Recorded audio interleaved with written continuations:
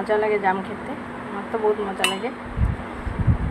খাবো বিট নুন দিয়ে আর কাঁচা লঙ্কা দিয়ে। সেই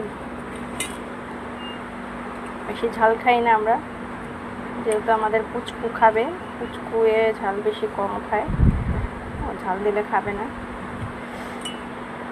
জাম খাওয়া তো ভালো, সবাই জানো। বেশি দিন থাকে না এটা, হলেও বেশি দিন পাওয়া যায় না, জলদি শেষ হয়ে যায়।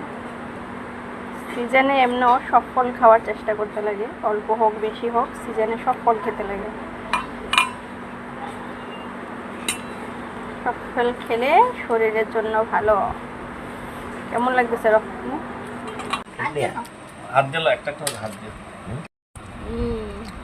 জাম পার্টি।